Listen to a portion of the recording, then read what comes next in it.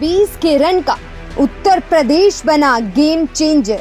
मोदी योगी के भरोसे बैठना पड़ा भारी। जनता से सांसदों की दूरी ने घटा दी सीट। 2019 के लोकसभा चुनाव में उत्तर प्रदेश की 80 सीटों में से 63 सीटों पर बीजेपी ने जीत दर्ज की थी। वहीं इस बार 33 पर ही सिमट कर रह गई। ऐसे में भारतीय जनता पार्टी अपने दम पर सरकार बनाने से पीछे रह गई।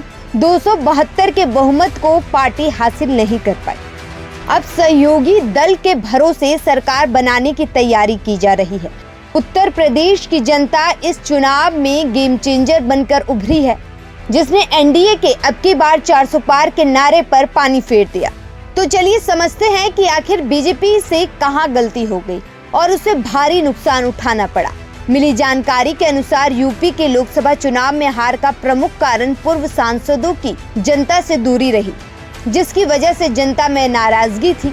सांसद 2019 में चुनाव जीतने के बाद पूरे 5 साल जनता की सुध नहीं लिए और मोदी योगी के चेहरे पर फिर जीतने के सपने देखने शुरू कर दिए, जिसका खामियाजा बीजेपी को उठाना पड़ा।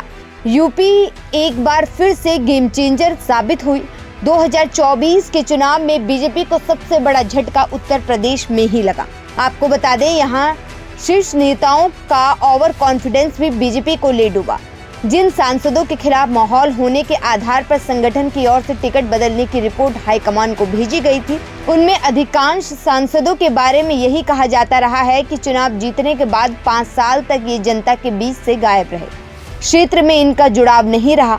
उनके पूरे कार्यकाल में जनता के बीच काम न करके ऐसे तमाम सांसद प्रधानमंत्री नरेंद्र मोदी और मुख्यमंत्री योगी आदित्यनाथ के भरोसे बैठे रहे।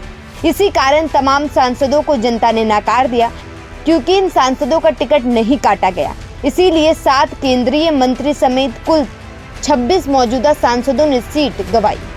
बीजेपी ने अपने 63 में से 48 मौजूदा सांसदों को 2024 के चुनाव में मैदान में उतारा था, जिसमें से 26 मौजूदा सांसद चुनाव हार गए, जो पार्टी के लिए बड़ा संदेश माना जा रहा है। ऐसे में यूपी में बीजेपी को नुकसान के लिए अधिक जिम्मेदार पार्टी के बड़े नेताओं का जरूरत से ज्यादा आत्मविश्वास रहा। जिस तरह से स्थानीय और पार्टी के काडर कार्यकर्ताओं की अनदेखी करते हुए टिकट का बंटवारा किया गया, उससे बीजेपी को भारी नुकसान उठाना पड़ा। Bureau report, news 1 India.